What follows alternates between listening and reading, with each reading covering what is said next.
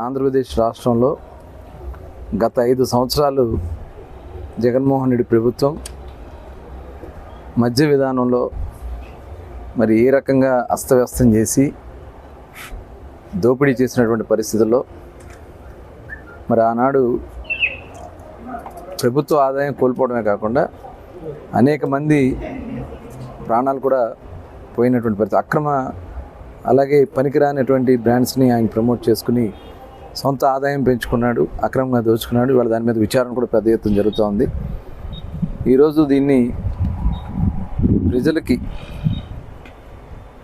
ఎందుకంటే నడపాల్సినటువంటి అవసరం ఉంది కాబట్టి దాన్ని ఎలా ముందుకు తీసుకెళ్లాలనే దానికోసం ఒక పాలసీ తీసుకురావాలని చెప్పి ఆంధ్రప్రదేశ్ రాష్ట్ర ప్రభుత్వం నిర్ణయించిన మీదట క్యాబినెట్ సబ్ కమిటీ కింద మరి ఈరోజు ఫస్ట్ మీటింగ్ పెట్టుకున్నాం. టోటల్ 6 రాష్ట్రాల్లో దీని మీద అధ్యయనం జరిగింది. అటు గవర్నమెంట్ పాలసీ, గవర్నమెంట్ షాపులు కొన్ని రాష్ట్రాల్లో రన్ అవుతున్నాయి, అలాగే కొన్ని ప్రైవేట్ షాపులు రన్ అవుతున్నాయి. అలా మానిటరింగ్ అంతా కూడా గవర్నమెంట్ నుంచి ఎలా చేశారు, దానివల్ల ప్రభుత్వ ఆదాయానికి కానీ ప్రజలకు కానీ ఎలా ఉండాలనేది అంతా కూడా ఇవాళ ప్రజెంటేషన్ ఇవ్వడం జరిగింది.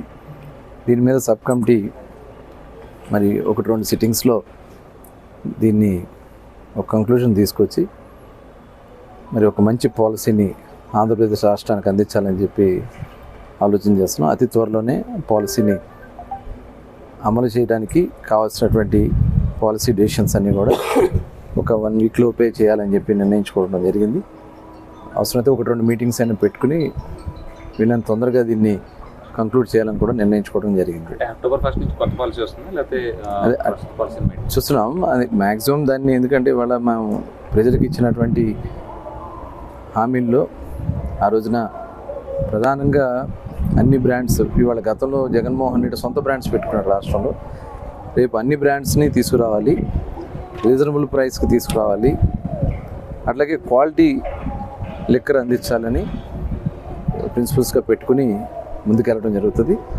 దీన్ని అమలు చేయడానికి ఏ విధానంలో వెళ్తే బాగుంటుంది అనేది కూడా స్టడీ చేస్తున్నాం. అది ఒక 1 వీక్ లోపే దీనికి ఒక కంక్లూజన్ వస్తుందని చెప్పి మేము భావిస్తా ఉన్నాం.